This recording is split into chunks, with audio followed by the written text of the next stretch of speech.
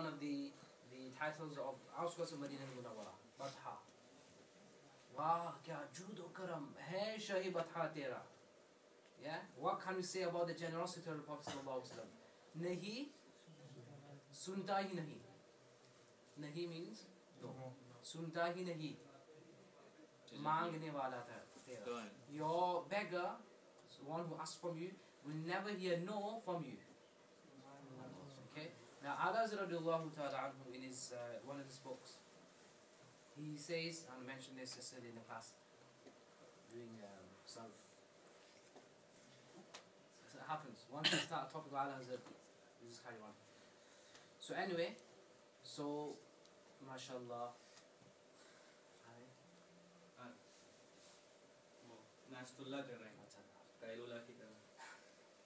So Al Hazard states that once the Prophet ﷺ was sat with his companions, as the Mawla Ali states his hadith, a Bedouin came and he asked for a camel. He asked for what? Camel. So say bolo yaar. Camel. What's a camel? Camel. Yeah. A red one. Okay. So the Prophet ﷺ, one of the sunnah of the Prophet ﷺ is, if he did not have anything at a time, okay, he would remain silent, but he wouldn't say no. Yes? So he remained silent. The Prophet ﷺ asked again. The Bedouin asked again. For what? Again the Prophet ﷺ remained quiet, silent. Third time he asked. It's a very beautiful story. He remained silent. Inshallah, part 2 next month. Inshallah, finish off. इसको रखना नहीं YouTube में हाँ. क्या बोला? फिर क्या हुआ? So then the Prophet sallallahu alaihi wasallam, his generosity now, his rahmat, he overcame everything. He said, ask for whatever you want, you'll be granted. Ask for whatever you want, you'll be granted. Yes? He was a Bedouin, Arabi.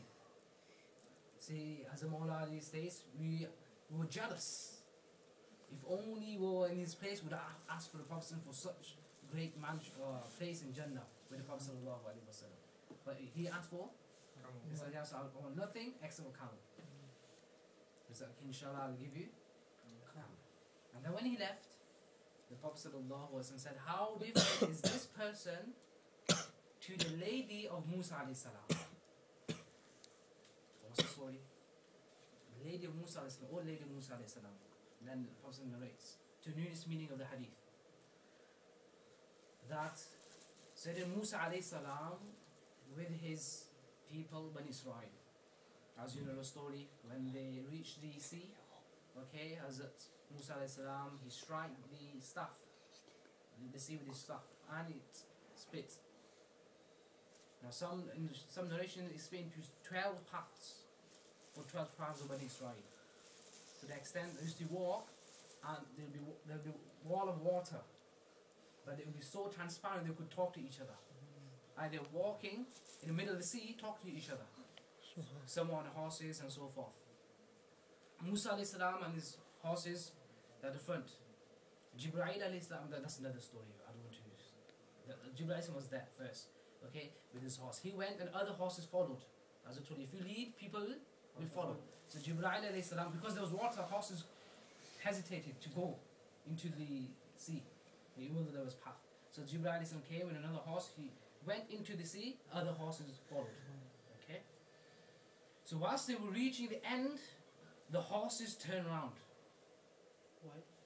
That's the question I'm going to answer. Okay. They turned around. So Musa said, Ya Allah, okay, Pharaoh is coming behind us, Pharaoh and his group army. Okay, we're just about to, reach our destination. And the horses turning their face around, opposite direction. Musa asked, okay, Ya Allah, why is this? So Allah subhanahu wa ta'ala revealed, O Musa, because there's a grave of Yusuf alayhi salam, you should take the body, the blessed body of Yusuf alayhi salam, take it with you. Then you'll be able to reach your destination. So Musa alayhi salam, he inquired his tribe, his Bani Israel. Does any one of you know where the grave of Yusuf alayhi salam is? Now all women, she came forward. Okay, but she was very clever. Yeah? She came forward and said, "Yes, I know where the grave is, but I will not tell you unless you guarantee me a condition. You fulfill my condition." What is that condition? She said, "I want to be with you in Jannah." Musa alayhi salam, he said, "I'm Kalimullah, I'm a prophet of Allah. You just said, Ummati, my ummah. How will your destination with me? It's not possible." She said, "I won't tell you where the grave is." So Allah, he asked, "Ya Allah, what to do?" So Allah subhanahu wa ta'ala revealed, "Oh Musa, fulfill her wishes." Subhanallah. Yeah, so Musa went happily. "Okay, you can be with me in Jannah." And then she showed the grave, lateral place of the grave, and then they took out the coffin, the blessed body of Yusuf al-Islam, and they went. Okay, I'm buried in Kaaba, Palestine, Jerusalem. Yes, so Allah, the Prophet ﷺ trying to say how different is his asking, the asking of a Bedouin, and the asking of the lady of Musa alayhi salam. That she asked for companionship of Musa alayhi salam in Jannah, and he said ask for a camel. Though there was certain Hazrat Rabi Ul Awwal, a great companion of Prophet sallallahu alaihi wasallam, when he was a servant, he used to serve the Prophet sallallahu alaihi wasallam. Though all the companions, they used to serve the Prophet sallallahu alaihi wasallam. Okay, he used to pour water for wudu for the Prophet sallallahu alaihi wasallam. The Prophet sallallahu alaihi wasallam said, "Ask for whatever you want." I could as well. So he asked, Hazrat Rabi'a said, "I want to be with you, or I want to serve you in another generation. I want to serve you in Jannah." Now imagine the Prophet ﷺ status in Jannah. He's going to be in the loftiest place you can think of in Jannah. The highest maqam will be the maqam of the Prophet ﷺ. The companion Rabi radiallahu ta'ala anhu, he asked for the companionship of the Prophet ﷺ in Jannah with Prophet ﷺ. Yeah? And then the Prophet said, "Anything else?" "Okay, I've guaranteed that. Is there anything else you want?" He said, "No, that is enough." So the Prophet ﷺ then said, "Okay, that support me, aid me by increasing your prostrations. Okay, the more sajda you do, okay, the higher status in maqam will be." So the Prophet ﷺ wanted the companion, okay, to worship more, so that he can reach the maqam of the Prophet ﷺ. So this is what is nahi suntai nahi maangane wala. Whatever you ask for the Prophet ﷺ, you shall indeed grant. But you need to have that true intention, the true love of the Prophet ﷺ. And we ask for what? We want to pass the exams, we want this, we want that, this problem, solve, yeah? You should always ask for akhirah. Okay, and the hadith states in numerous meaning, Allah subhanahu wa ta'ala states, "Whose concern is the akhirah, I will take care of his dunya." If you're concerned about akhirah, Allah will take care of your dunya, this life. The word dunya, do you know what it literally means, dunya? No, that's the meaning, literal meaning of dunya.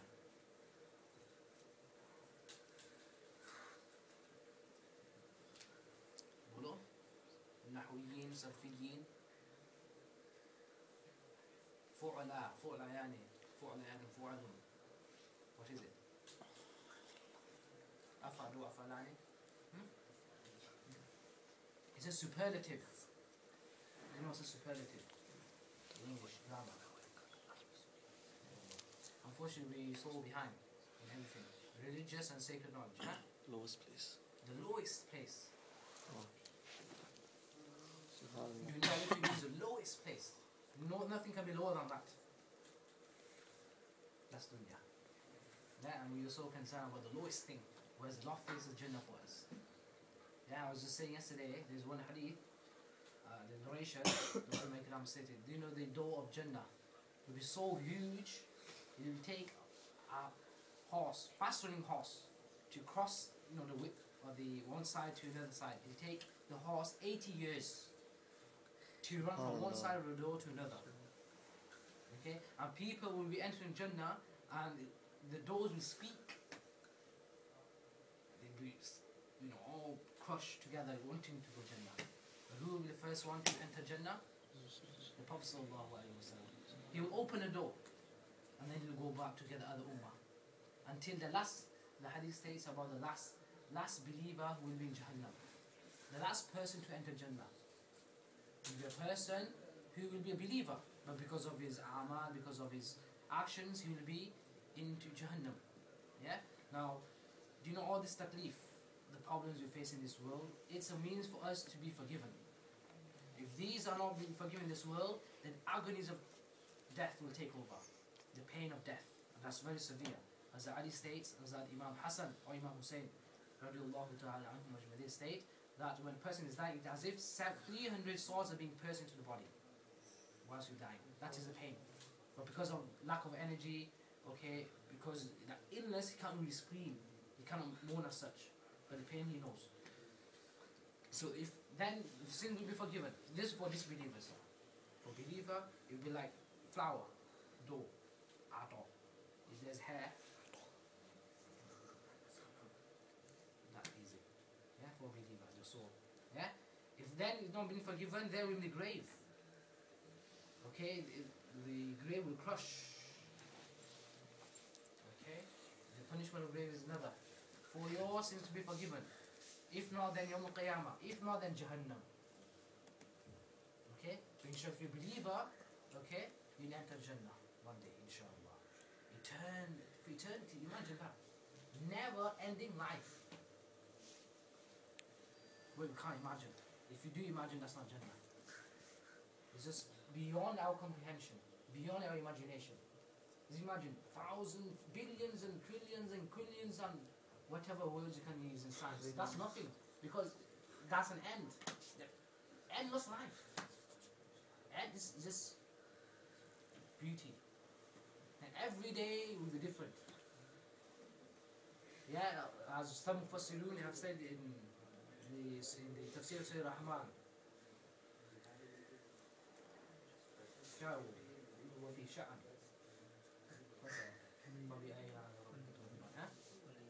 كل يوم وفي شأن. Some Mufassirin who are referring to Allah subhanahu wa ta'ala. And every time the believer will see Allah subhanahu wa ta'ala, they'll see a different manifestation of Allah subhanahu wa ta'ala. Tajalli of Allah subhanahu wa ta'ala. Now some Mufassirun, there's different opinions. How many times you're going to see Allah subhanahu wa ta'ala? Some say after Jum'ah, on every Jum'ah. For some, Awliya Kiram every day. So Prophet sallallahu every moment. Yeah? And when we see Allah subhanahu wa ta'ala, we'll forget the luxuries, the beauty, and about Jannah. We just forget Jannah because of the beauty of Allah subhanahu wa ta'ala. It's just beyond our comprehension. Yeah? So that is Allah subhanahu wa ta'ala. We're going to see Allah subhanahu wa ta'ala with our own eyes. Okay, once the Prophet was looking at the moon, the companions, and said, like we're looking at the moon now, in Jannah we will see Allah subhanahu wa ta'ala. With our own eyes. Okay? And Allah will try, when the people will see Allah subhanahu wa ta'ala, the deedar of Allah subhanahu wa ta'ala, they will want to prostrate. Okay, prostration. Don't prostrate now, just look at me. Prostration was in dunya. In Jannah we see the God, manifestation of Allah subhanahu wa ta'ala. And when they will return back to their families, to their wives, okay, the wives will say, you become more beautiful than before. And this will keep happening every week. And you'll be beautified every week. Though the first day you'll enter, that will be the most beautiful person you'll be. It is the increase of beauty, there's never end. It's just, we cannot say there's end. There's not going to be end. Every time you eat an apple, every bite of an apple will be different taste. It will become more sweeter. So that's why it's Jannah, because we can't comprehend. Yeah? So where was I? How was I? Why did I talk about this? Just now. Before that. Huh? Point. Dunya. Yeah, this dunya what I'm talking about. Yeah? Subhanallah. Yeah? No, I'm not talking. I was talking about the last person, Jahannam. Okay, mashallah. Assalamu Assalamu alaikum. Subhanallah. Ahlan wa sahlan. معلش بس هذا. क्या बात है इतना surrender हो गया आप मोहब्बत में